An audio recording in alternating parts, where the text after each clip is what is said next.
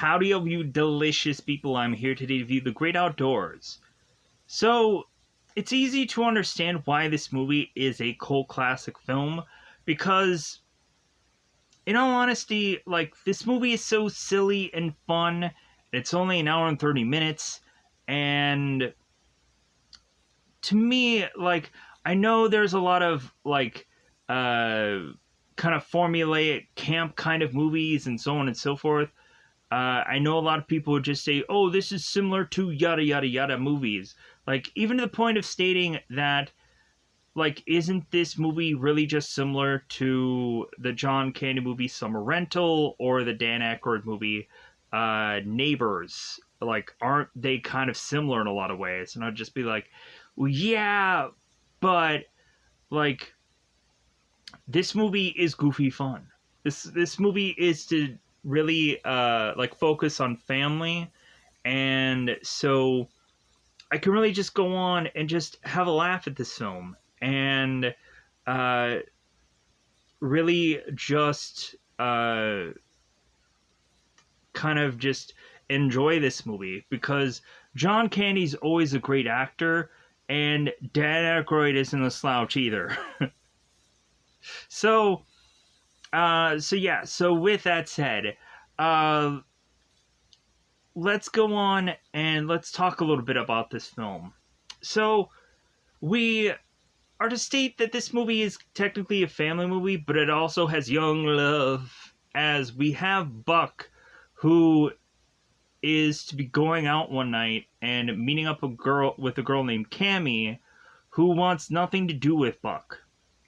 Because, of course, Cammy is just you're going to be the flavor of the week, and then, I should just forget about you, because what are you going to go on and do? Hold a torch for me, and be, devoted to me, and, you're going to write me letters, and everything is just going to work out, and by the time that either Buck or Cammy end up coming back to this same spot a year later, more than likely one of them are going to be in love with someone else. Or they're going to realize, oh yeah, this person's here again. Well, here's my situation. So, yeah, it feels like it would be, if they ever did a Great Outdoors 2, then I would really just state that, Buck would probably not come back to that same woman again, that same girl. Things should not work out. But so anyways, other than that, we, of course, have John Candy's character, who normally used to be the main character that ends up having to get brutally hurt and almost, killed throughout most of this movie. Because, of course, he is the main character. He is also, fairly similar to Chevy Chase, where Chevy Chase would have to go on and do a lot of physical comedy. And, if you go on and watch, National Lampoon's, vacation movies, you'd realize a ton of times that Chevy would always get, some kind of physical comedy that he would always have to do. So, we also have Dan. Dan ends up playing a character called Roman, as John Candy is to play a character named Chet. So, come to find out, I guess they are, they say that Roman is to be, Uncle Roman, but I guess it's not that both Chet and Roman are brothers, because they have two different last names. Unless, we of course have, this kind of weird, goofy family situation. Maybe one was adopted, I don't know. That could be just that kind of a relationship, but still. So, maybe two kids from the same mother, and that's it, I don't know. Anyways, so we have Roman that is to go on and really just tell Chet, like, everything that he's doing wrong. To the point where Chet just is obviously starting to get annoyed with Roman, because Roman, of course, is to come in and just be like, like, you're having hot dogs? Like, well, I have lobster. So, guess what's going to be a better meal? The lobster.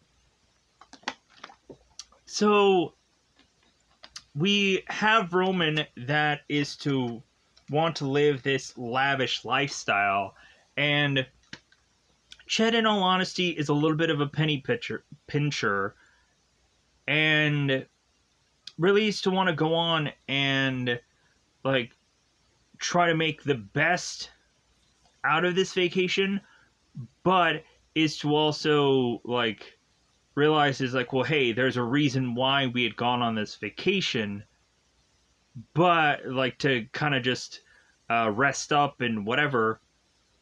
But it seems that at every point and turn, Chet is really having to go on and be exhausted throughout this whole thing, so he's going to need to take a vacation from his vacation. So Chet is to also go on and really just be like, well, like, I'm gonna, like, be on this vacation, but, like, I also just don't want to spend, like, a huge amount of money on this vacation. So, anyways, so we have Roman going on and telling Chet about how to do his fireplace, how to go on and like, live his life, what to invest in, so on and so forth, to the point where Chet is like, why is he here? Like, he's gonna make me miserable the whole entire time. I just want to go on and stab him in the back with something. And so it gets to the point to where Chet is now talking to Connie to be like, why is he here? And Connie's like, well, hey, like, let's just make the best of this situation. And Chet is like, okay, but then he starts, like, pretending to, like, choke out Connie, because he's like, God, like, you just persuaded me just so well, and I just hate it. So, yeah, so we have just, like, a lot of fun situations in this film. Young love that probably really will not work out, but we'd love it to, right? And we have some goofy situations that is to be kind of reminding me of other several different films, like the whole, like, Stand By Me thing, where we have the kids that are kind of walking through that water, and then come to find out we had, like, the Will Wheaton that goes on and has all, like, the leeches throughout his body. We have the kind of same situation going on with the family in this film. So, with that said, kind of teed up in this movie in a very vague way, but at the end of the day, I think this movie is better off to be explained in spoilers also. This movie is a great film. I enjoy it. Definitely go out of your way to say you could see this film. Where can you go on and see this movie for absolutely free? Because, of course, there is to be a fee, I think a rental fee for like $3.99 going on right now for the Great Outdoors. I'll give you a couple apps to dare, in fact, hopefully be able to see the Great Outdoors for absolutely free. So with that said, the first app I'm going to go on, and I suggest this throughout every single review that I do, so hopefully you can say that you can see this movie for free. First off will be Doxy, Doxcy. Definitely go on and check out this app, because you'll be able to see a number of stuff that you would normally have to go on and see exclusively on certain apps. Like, I've been watching Quantum Leap 2022 on Doxy. I've been able to watch Chucky Season 2. I know this is kind of timelining exactly when this is coming out. I've seen a lot of brand new release stuff for absolutely free through Doxy, so go ahead and check that out. Next, you can go on and check out a app called Play UHD. It'll have a logo that says Fox HD Movies on it. Definitely go on and download that one. and you should be able to see a number of new releases, also premium access stuff, a bunch of stuff for absolutely free. And then you could probably go on to two other apps that kind of lessen in degree of how many times that I suggest them or recommend them, but still. There's an app called 123 Movies. I say that this is usually a lesser degree to recommend this app because if you go on to search through the Google Play Store, search for 123 Movies, normally you'll go on and see a plethora of different kinds of 123 movies. And some of the apps may go on and not have you able to access the servers or have you not be able to access the content. So you got to find like the perfect 123 Movies app that actually completely works. Really, I think the logo that I had for the app that I go through ends up saying Hub on it, but I don't know if that really works. Next up, Yes Movies. There may be some Yes Movies versions that are out on the Google Play Store, but you may be better able to find Yes Movies through a Google search. So there's that for you. So with that said, we have a lot of animal humor in this film.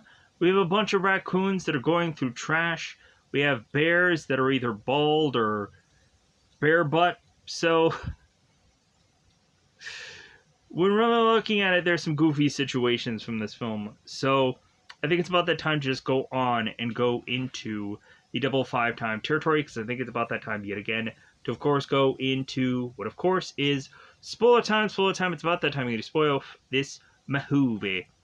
So in the very beginning of the film, we have the Ripley family. They're going on and singing this goofy song.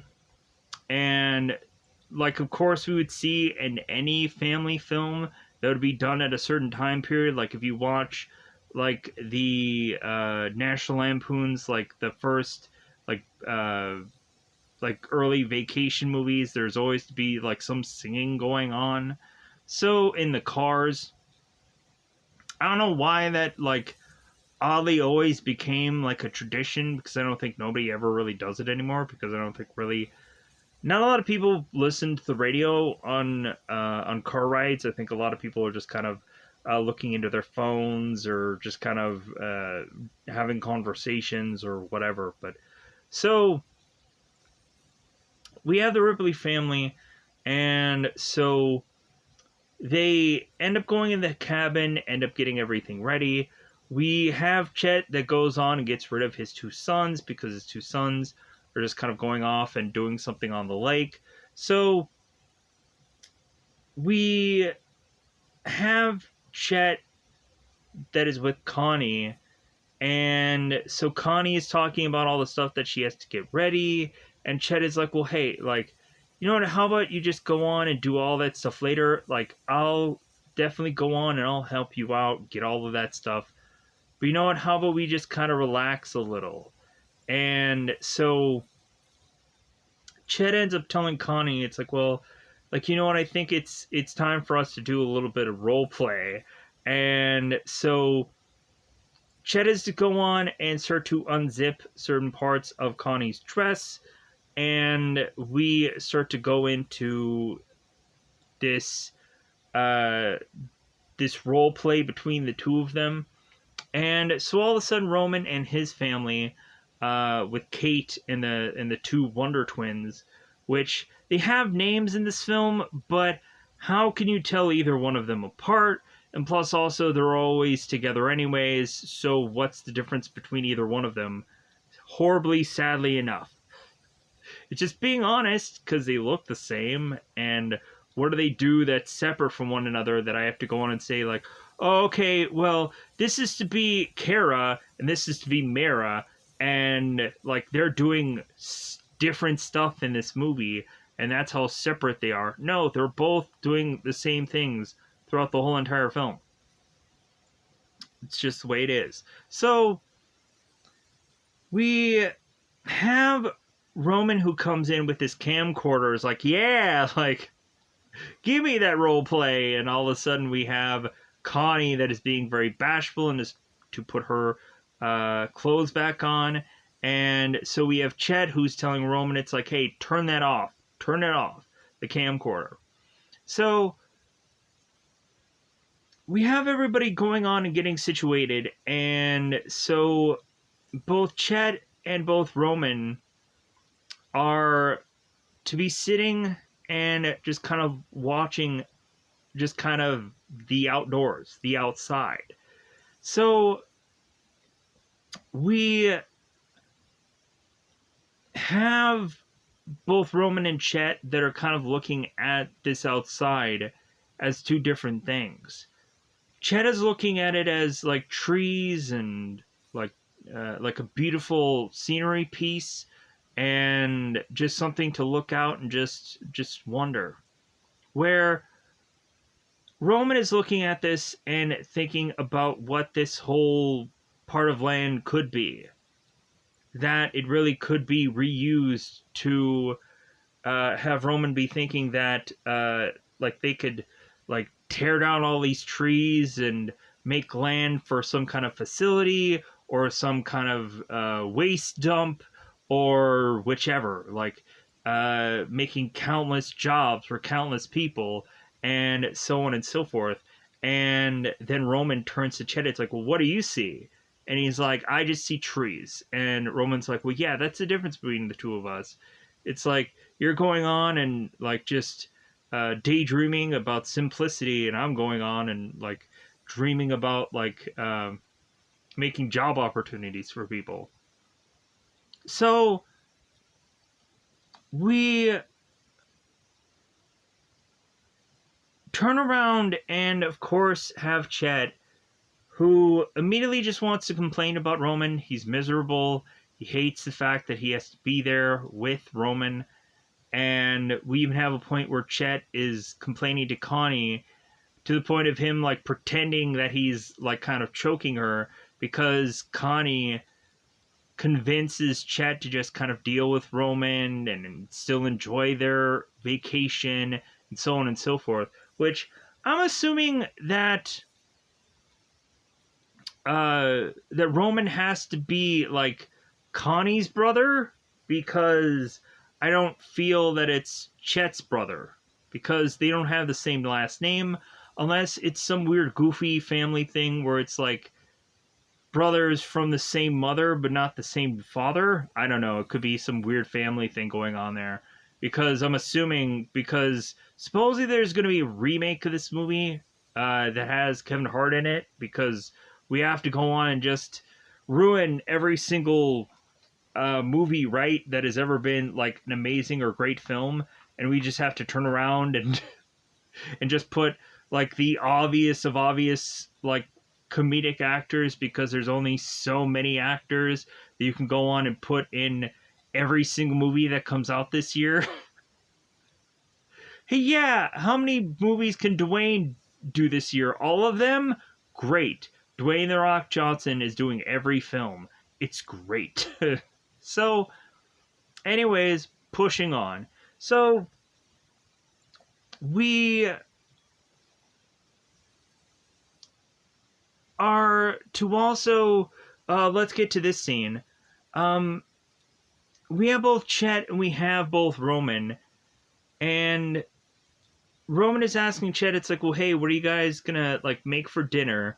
And Chet is like, well, like, I'm just gonna make simple hot dogs. And Roman is like, hot dogs?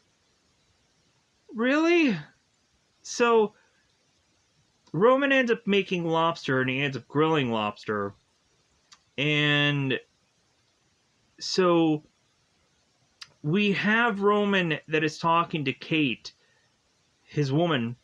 And so Roman is stating like, yeah, Chet would have wanted to make hot dogs. It's like, do you know what a hot dog is made out of?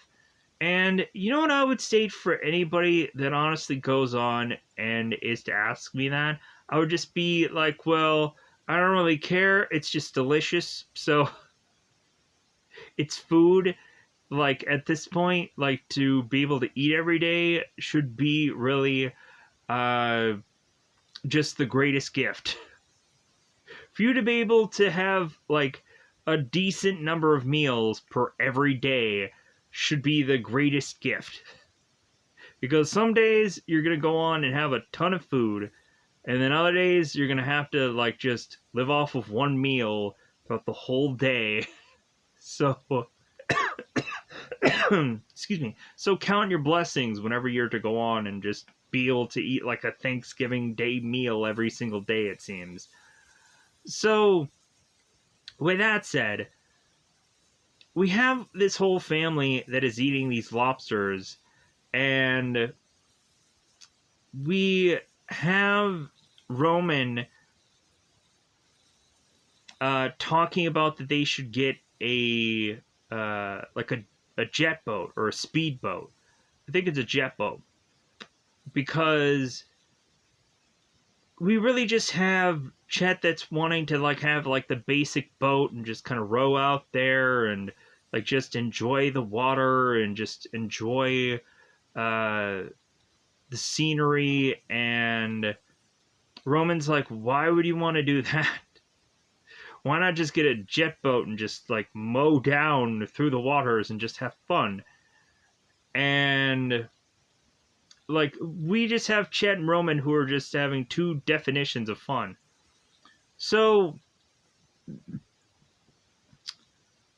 we have both Chet and we have both Roman who go on to go to this bar together, and we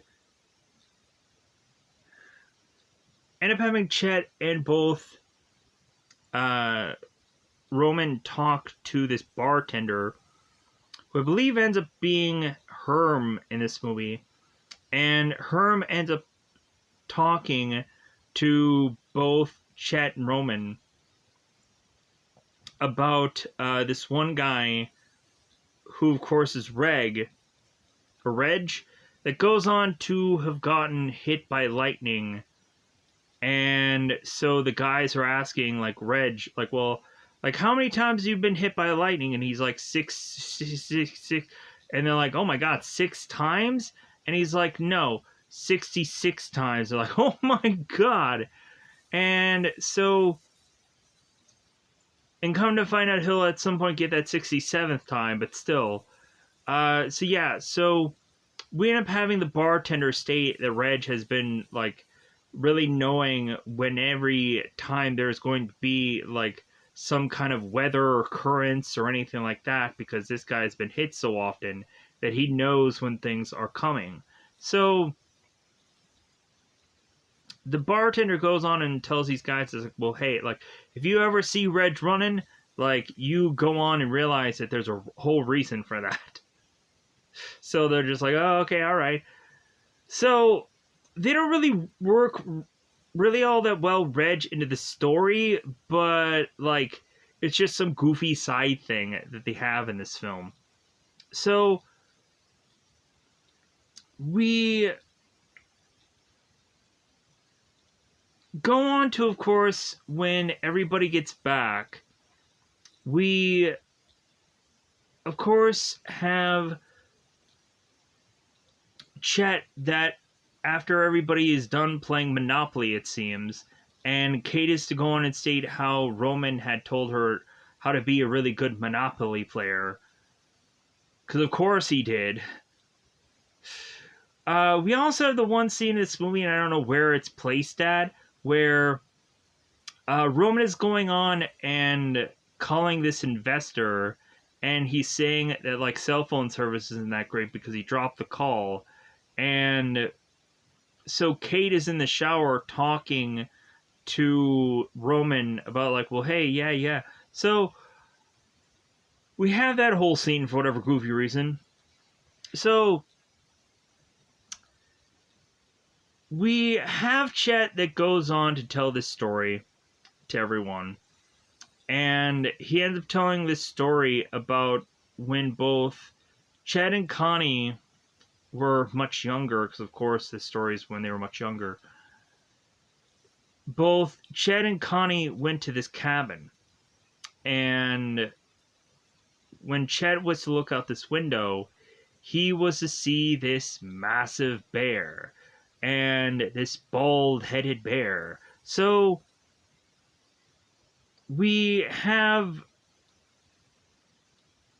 Chet that explains that this bear had gone on to be so bloodthirsty and so angry and so upset and so this and that. So John is really, or Chet is really building up this bear to be this really menacing thing, and to the point of all of a sudden Chet realizing that like the house is shaking around him, that the boards are shaking underneath him, and so by the time Chet is to go on and grab his rifle to defend himself against this bear, the bear had disappeared.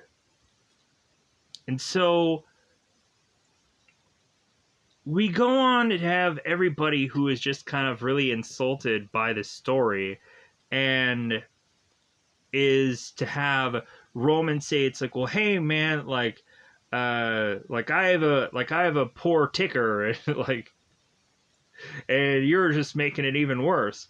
And so everybody was like, oh my god, like how can you go on and tell that story? And we honestly have Chet's youngest, who is actually Ben, who runs off. And so now we have Chet, who realizes that he has to go on and comfort his youngest kid. And Roman is realizing, since Chet is going on and doing that, that Roman has to go on and do the same thing, which I think is a really funny line, a really funny part of this film. So while Chet is going on and talking to Ben to state, like, well, hey, like, my dad told me that story and his dad told him that story, and so like I thought that I should go on and tell you that story because at some point it might save your life one day. So Roman ends up going to his two twin girls, and so Roman is stating, and I love this, Roman goes on to state that, like, well, hey kids, like, what your uncle was trying to feed you was just this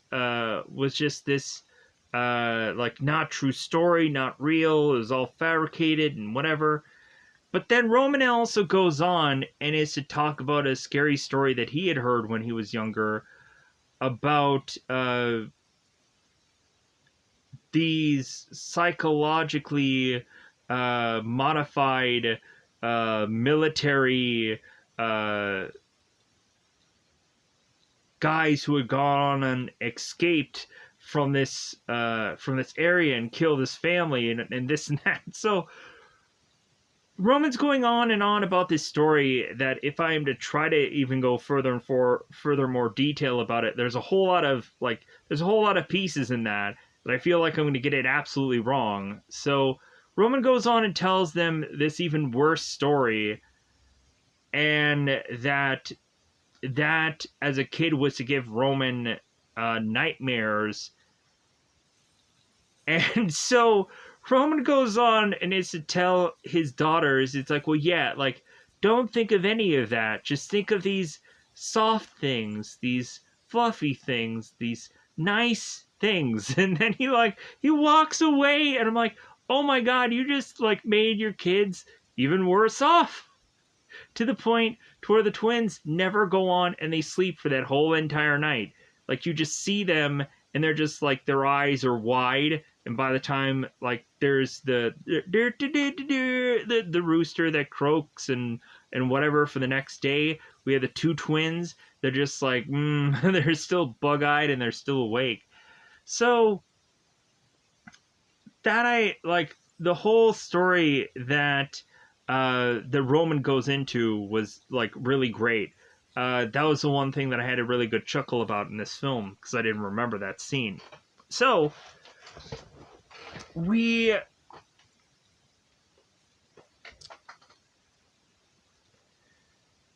then go on and have the next day where they're going on and having fun. We see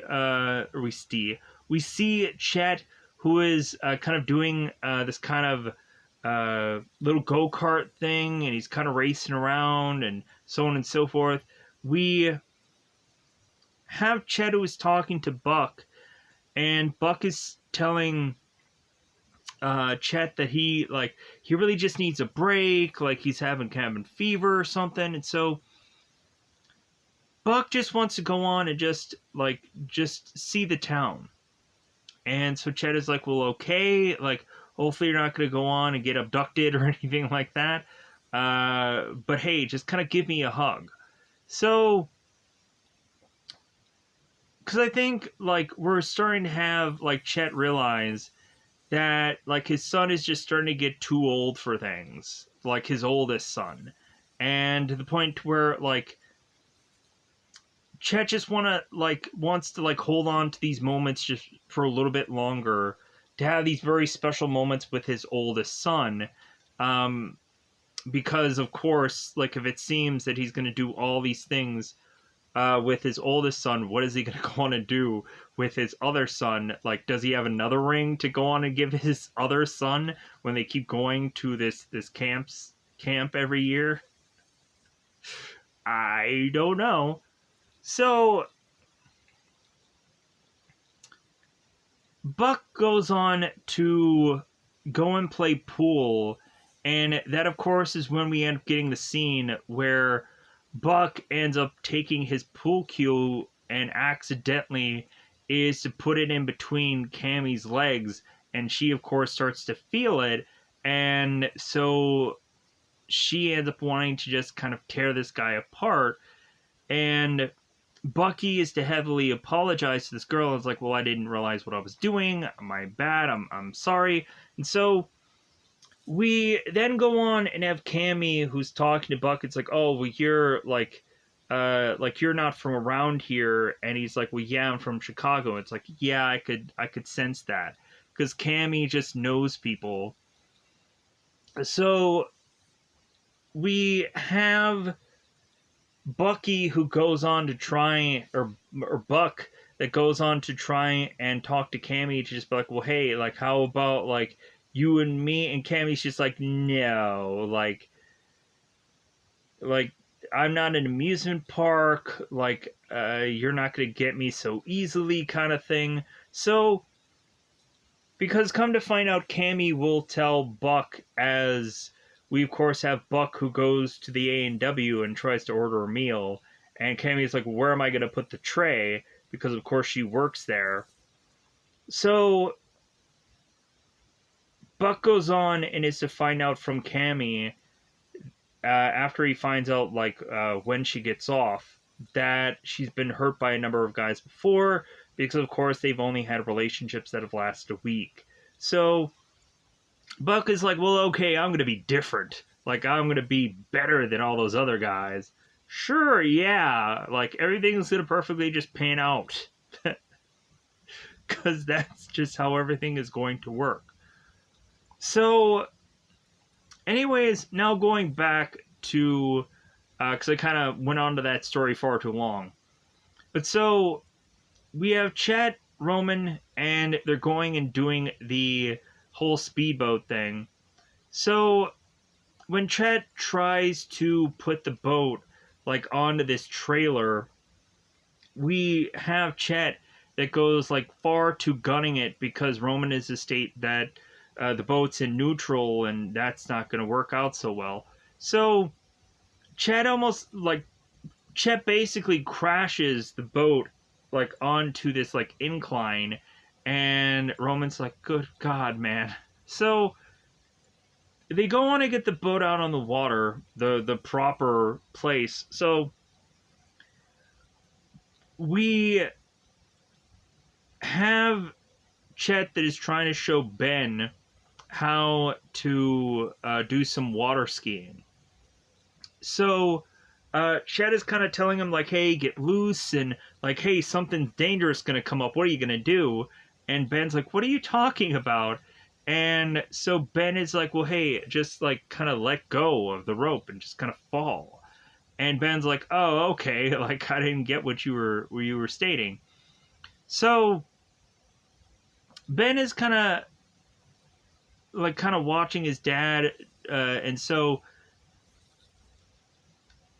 we have Chet who's going on and doing this weird goofy thing and whatever, And so they just naturally assume that, okay, I guess Chet is going, not Ben, I guess Chet's going.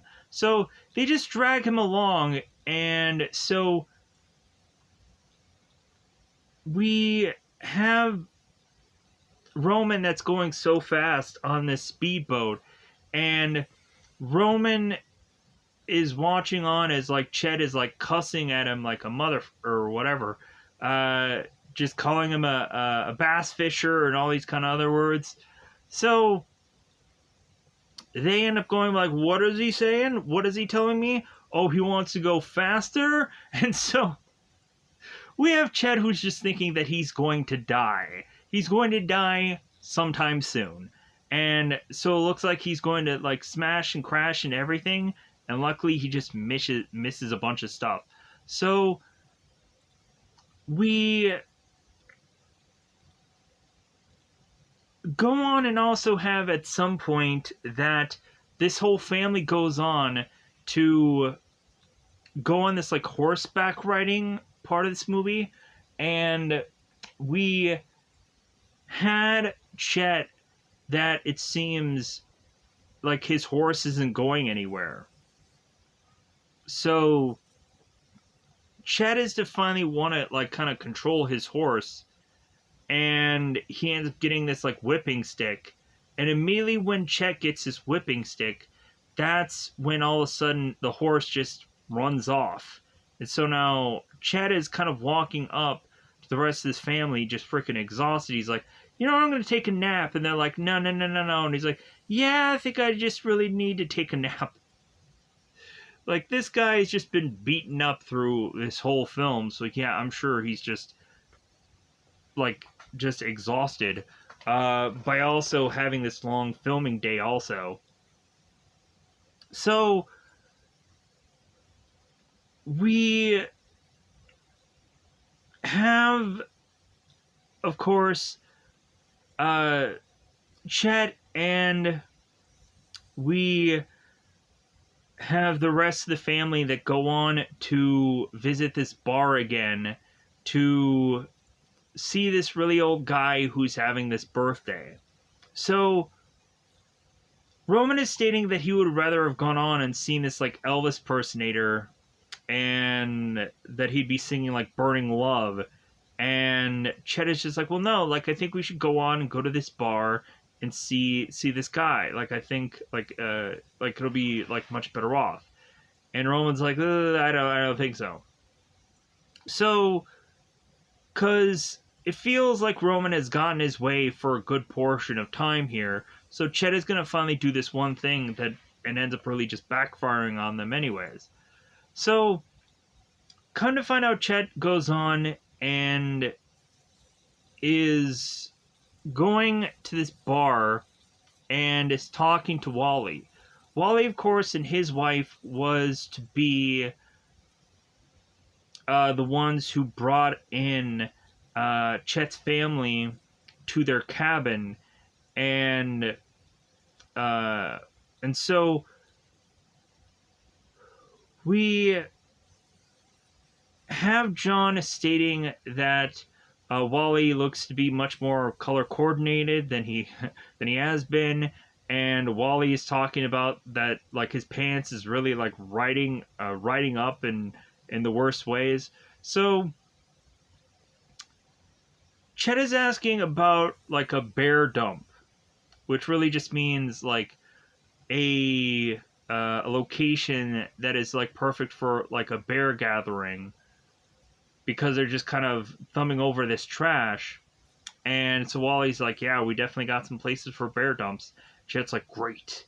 So because Chet has already gone on and told his family the story, now he wants them to actually see some bears.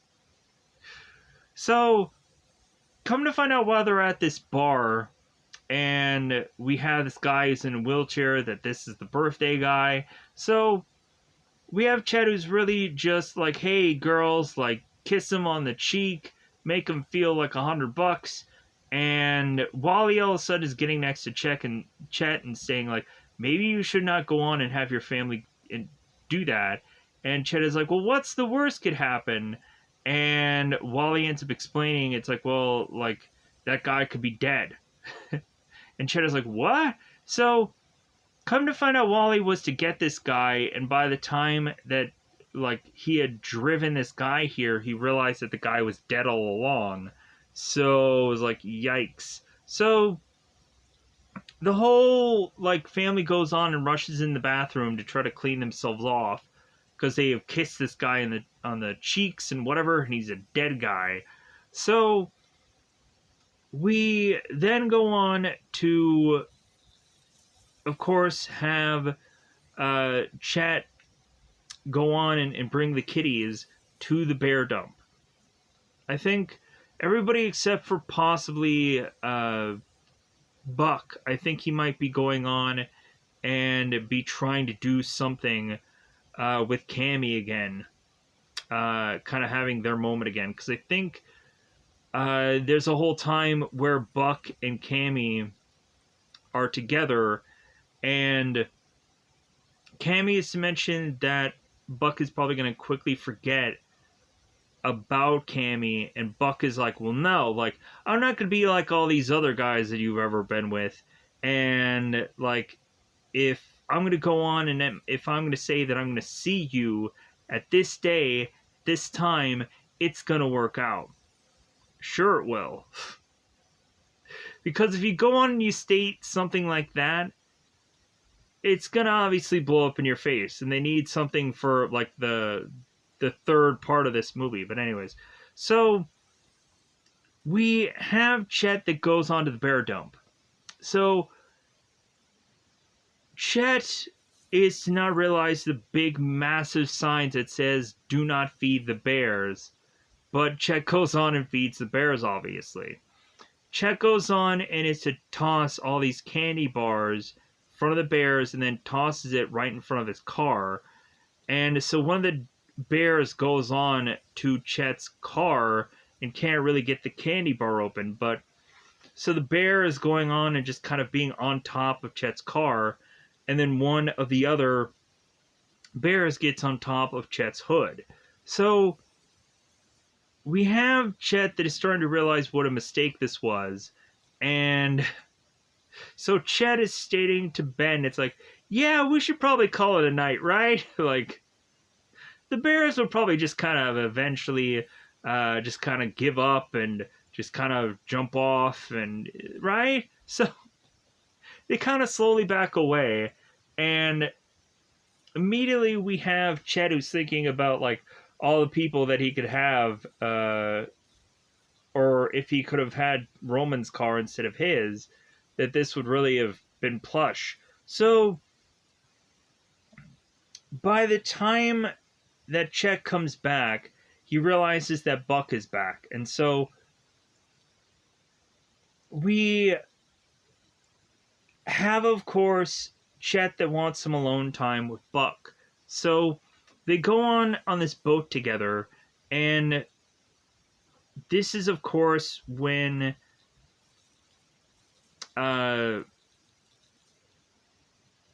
Chet is to go on and give Buck his ring.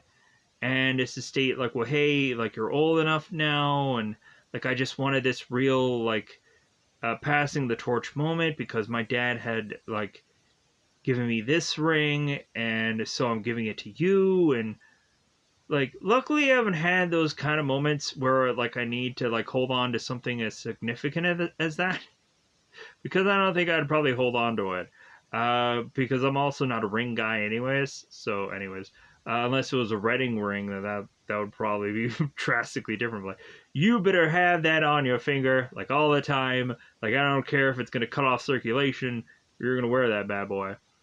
So I think we also had the Cammy A&W moment, like, around here anyways, but, like, I already covered it, so I'm not going to cover it again.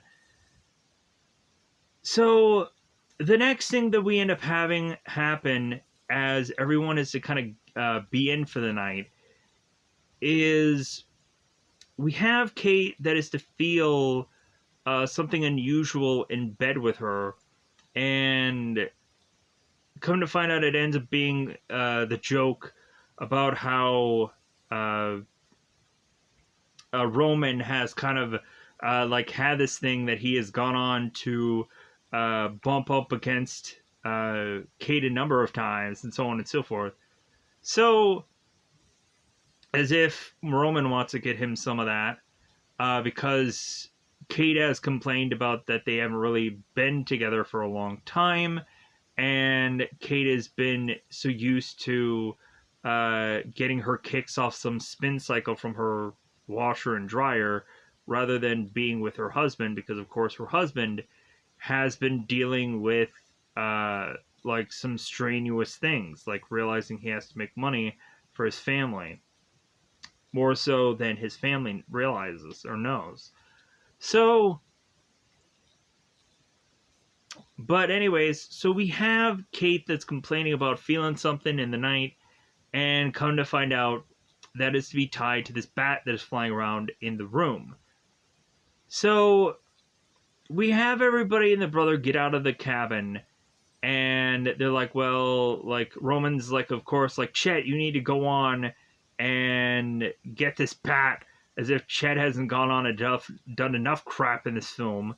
So Chet just goes on, like, I don't know what you guys are all like complaining about and like feared about. So Chet ends up just kind of walking in there, and the bat just like flies right by his head.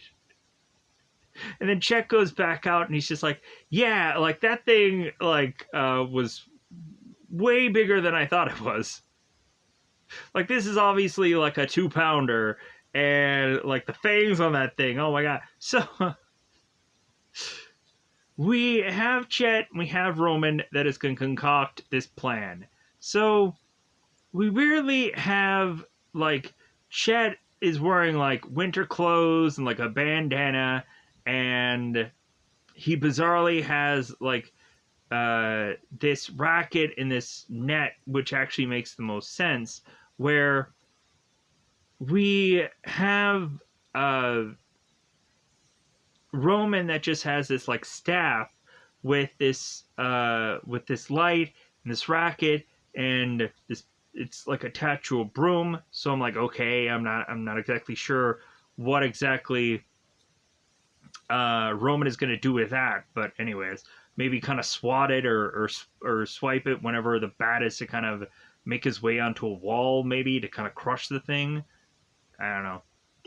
So come to find out, we have the bat just kind of flying around. They end up just kind of both Chet and Roman are kind of just swiping at one another, smacking one another pretty good. So we get to a point where all of a sudden we find that the bat is on Chet's face, and we immediately have Roman, who takes a pretty decent swing, knocking out Chet.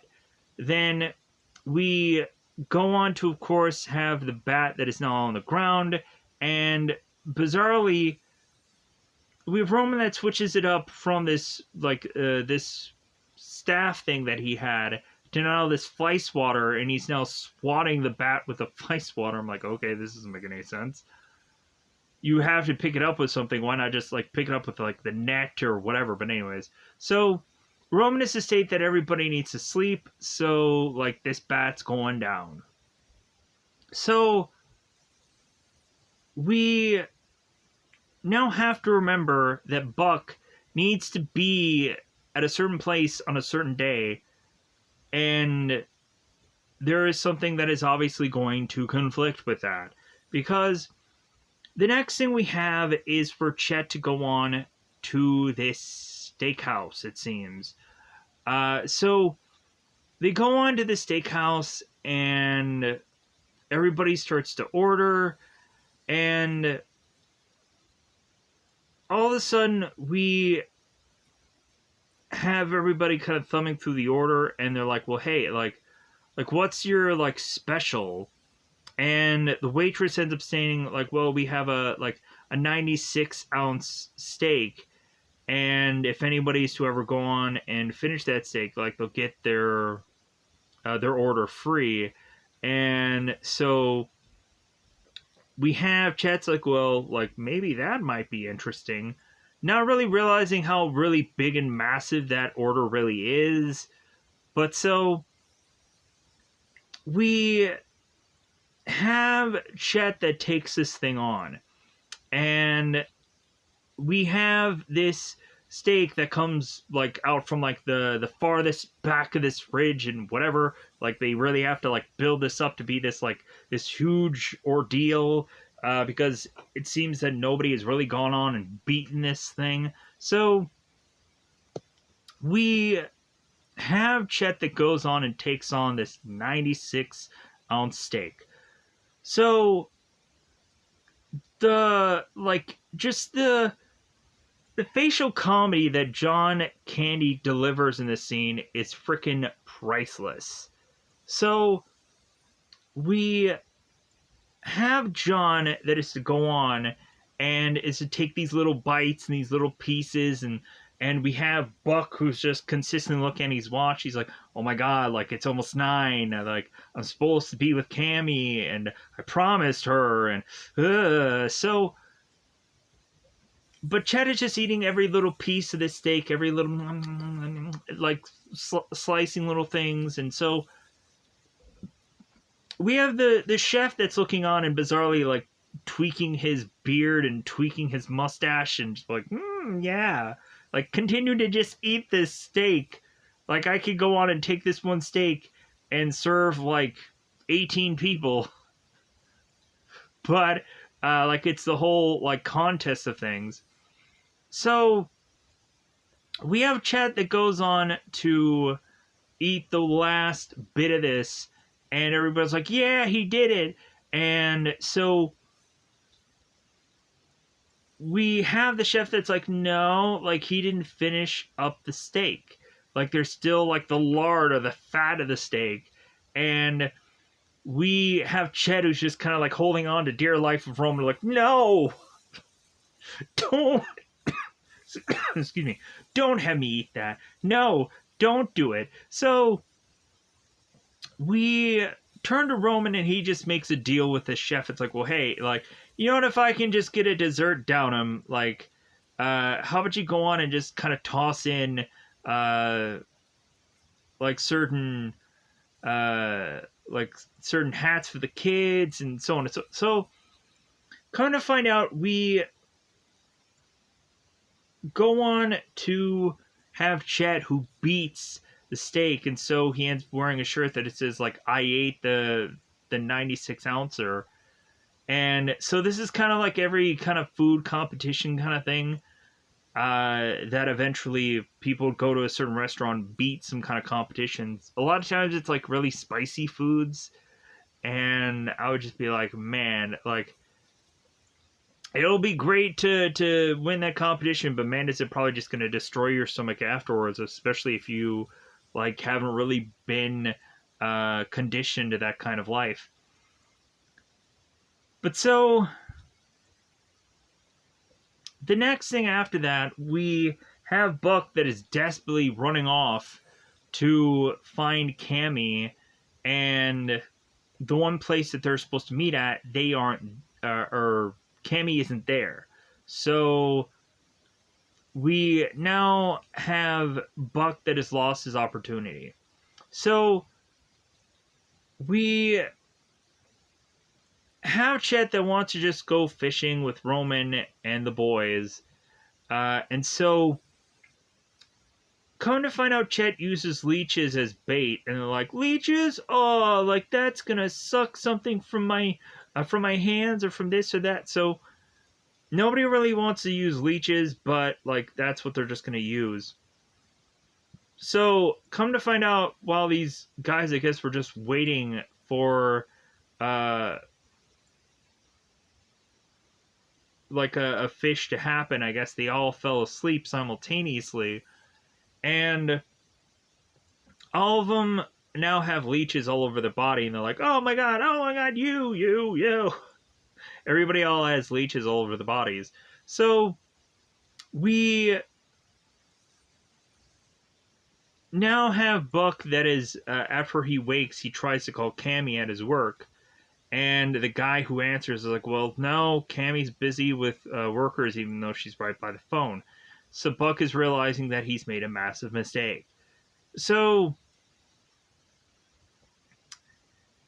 we now transition here. So we now have to go on and have the problems finally come to the surface that the Roman family and the Chet family don't really like one another. To the point of Connie getting really annoyed with Kate as she's going on and talking about like her spin cycle because she hasn't really been in romance with Roman in a while. Let's just say it's been a while. It's been a while. Anyways, so finally everything just comes to a boiling head when we have, of course, Roman trying to tell Chet how to light a fire. And Chet finally just loses it. And he's like, you know what? Like, since Roman, you know everything, because we have a plethora of other people who immediately realize that Roman knows everything. When he goes into a bar and he's telling everybody, like, well, hey, like, if your wife won't go on and let you invest, like, how about you give me her phone number and I'll change that for you because that's who I am. Yeah, like his investments, Romans are going so spectacular. Yeah,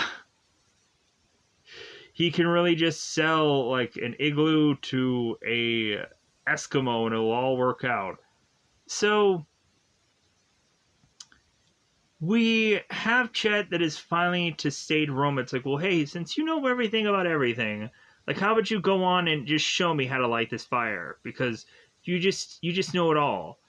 And so, because Roman is talking about like twisting the paper instead of crumpling it, it's like it shouldn't freaking matter.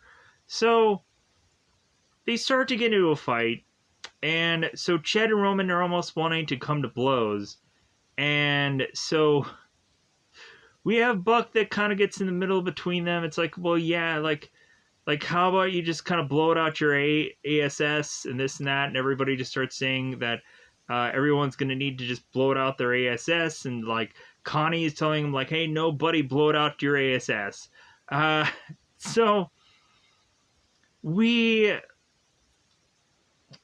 we then go on and have Connie who mentions to Kate like how she should go on her spin cycle, and then bizarrely like Chet repeats that, but then he doesn't realize what the spin cycle even means. And so it's like he says it and he's like, what does that even mean? And Connie's like, I'll tell you later. So Ben is now so confused. He's like, well, like I guess the Romans or the Craigs are just buttholes, and it's like, yeah, that's really what they are. But here's the goofy thing. So Chet is to go on and have already like said everything under the sun about Roman's family, but then Roman comes back with this goofy story that doesn't quite fit like what has already been said about him already, but I guess it has to like just feel like a sting or a hurt or whatever. But I still like I'm just like, dude, like this guy just went on and said all kinds of worse crap about you, but like, but all of a sudden, um, what's even worse is calling like Roman like uh a crooked guy or whatever. So, but here's where we go into this story. So Roman is deciding with his daughters and his wife to just leave because they are obviously realizing that they're no longer wanted here. And Roman had mentioned that he had given up this European vacation. And Chet's like, well, like, why would you even decide to just go here then? Like, why would you decide to just give up that European vacation to like guilt trip me into like stating that I forced you to come here where no one asked you to come here? So Roman finally goes on to state the reason why he was to come here was to get Chet into this investment that was to be like $25,000. So, and then Roman hits Chet with this story about how when Roman was at this wedding, we had Chet who was very drunk and he didn't remember what he said or what he did, because of course that's when Roman was to use this opportunity to be like, well, yeah, like you had called me one crooked son of a bitch, and like, you know what, like I've never been hurt before, but that hurt. And so Chet is like, oh my god, like, you know what, Roman, I was so drunk that day, like I don't know what I said. And so Chet all of a sudden is realizing it's like, well, yeah, I need to figure out some way to make up for this. And so Roman ends up saying, like, well, what about that investment? Like, I'm going to make sure that you're going to, like, things are going to work out with this investment. And Chet is like, well, sure, like, I guess I'll just, like, have to talk to the bank after I am done with this vacation and we'll work something out. And Connie's like, well, I don't think we really have that kind of money. And Chet's like, well, we're gonna move some things around. We're gonna talk to the bank. We're gonna get some loans. Things are gonna work out. So Roman takes the check from Chet and is to drive off with Kate and the girls. So Kate is just going on and on to Roman about like, well, like I really hope that that investment really works out. Like I don't even think that they really even have that kind of money, but it's amazing that they were to go on and just give this money to you, just making more and more Roman feel like an a-hole. So we I also had forgotten about the raccoons, but let me finish this up. Because I'd completely forgotten about the whole trash can raccoons, because like to me, like it's a lot of subtitles for that part of the story, and we really just kind of have like stuff being repeated that they've already made jokes about in other things. So, of this film, so we have Roman that turns around and comes back to the family, and is to state to now Kate, he's going to tell her the truth that they're really broke, that Roman is not rich, that they somehow had gone on to lose everything, and now Roman is to not have the job that Kate thinks he has. Because for the last 2 years, Roman has gone on to have this kind of like 9 to 5 job, and so Kate is like, oh my god, like, so we have nothing? And Roman's like, yeah, like, just, I'm gonna tell you the truth now. And Roman also tears up that check, realizing he was almost going to swindle Chet out of all this money. He just didn't feel right about it. So we have the twins that are outside. And so all of a sudden, like, it's really starting to storm outside. So come to find out, the girls are to go on to this little cave, and Wally had gone on to complain to Roman before that his daughters were wandering off and going into this location that, of course, like, kids should not go into. And we have Roman who tries to, like, discipline his girls. So the twins go off to this same location to visit this, like, this hole. So come to find out, they, like, fall into this little gap, and so now Chet and Roman are looking for them. Like, almost the whole family is trying to look for these two girls. So we have Roman and we have Chet who finds the two girls, and so Roman is to have to go on and kind of slide down this hole to get to his daughters, and Roman turns to Chet and explains that he is claustrophobic, and so Chet is going on and telling him, it's like, well, hey, like, you need to go down there. like for your girls. And so Roman's like, you're right. And so, but the weird thing before he goes down there, Chet like states to Dan or states to Roman, it's like, well, hey, like just don't think of a coffin or all these examples of all these things of just tight places that I am just giving you images of, probably right in your head as I'm talking now. So Roman slides down there, and so Chet is gonna go run back to the house to get rope. So Roman is to notice that his daughters are sitting on these boxes that are all to be wet dynamite, and Roman's like, oh my god, we need to get out of here. So Roman figures out a way to have both of the girls go on and be to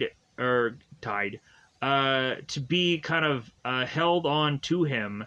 And so Roman is kind of muscling up this opening to get out of there. And so by the time that Chet goes back, Roman and his daughters are already back at this cabin. So Chet goes on and is to say, like, all right, like, I'm gonna go on and like toss you rope down there, and like they're pulling down on the rope, but come to find out what really is pulling down on the rope is the bald bear. So Chet ends up stating to now the bear, he's like, well, okay, like you're gonna need to go on, you're gonna need to really help out Chet here, and like I'm gonna pull you up. So we have the bear that is going on and getting pulled, of course, by Chet, and Chet is using this tree as like leverage, so or kind of a pulley kind of system. So by the time that the bear gets all the way to the top of this thing, we have Chet that goes on to state, it's like, well, like, you know what, girls, like, you know what, like, we're gonna need to talk about like how you should really help your old uncle Chet. So, but it ends up being the bear instead, and so Chet runs off because he's like, oh my god, like the bear is chasing after me. Big bear, chase me. So we have everybody going on and getting all these candles and just kind of getting ready to weather the storm. So everybody's now back, and so Chet has now made it back to the cabin. And so Chet is trying to explain what had happened to him, like, big bear, and they're like, did he just say bear? Like, big bear chased me. And they're like, what? Big bear chased me. So all of a sudden we have bear that smashes through the door, and now everybody's like, oh, big bear, oh, I get what he meant. So now all of a sudden everybody's like scrambling to like find their place to kind of hide away, and we have like Roman that's kind of hiding out, but then at some point he ends up getting this like fire poker, and he's thinking like he's gonna go on and need to like figure out a way to like defend his family and defend Chet and so on and so forth. So by the time that Chet goes on and puts the door back together, he's like, yeah, big bear, big bear. So all of a sudden we again end up having Wally, the guy that owns this cabin. He ends up coming in with this big shotgun that's this lamp, and we had immediately noticed that when the family gets in there and is to talk to Wally, who gives them the cabin in the beginning of the movie. But so Chet is going on to talk to Wally. It's like, well, hey, like, this is a lamp. And Wally states to Chet, it's like, well, yeah, but this shotgun is loaded. And so we have Wally who's going to just unload on this bear. So what happens is Wally ends up firing the lamp, and we have now a bald and buttless, which means no hair on the butt of this bear. And so the bear runs off, and so we go on to then find that The bear runs off, and so everybody's fine again. Everybody's relieved. So after that whole situation, we finally go on to, of course, have it be the next day, where Roman is stating to Chet, it's like, well, hey, I'll race you home, so on and so forth. We, of course, have Buck that runs off to try to talk to Cammy, and so Buck ends up staying to Cammy. It's like, well, you know what, Cammy, like, I get if you'll, like, hate me forever, and this and that, and Cammy's like, it's a weird thing about you city boys, you go on and you just talk to yourself, and so Buck then turns to Cammy, and so they end up kissing, and so Cammy ends up stating, like, well, hey, like, you know what, like, you better be crazy for me next year, and you better go on and come here and want me so badly, and so she's playing hard to get. So Buck's like, well, I'm sure I will. So we go on to have Buck, who leaves and goes off to get to his car, because they're, of course, leaving now. And so Chet and Buck are to have this, like, really nice moment, but then Chet is to tell Buck, hey, get in the car, because we need to go on and get the good parking spot that's in the garage. Because come to find out, when Chet is to ask Connie, it's like, why is he standing race you home?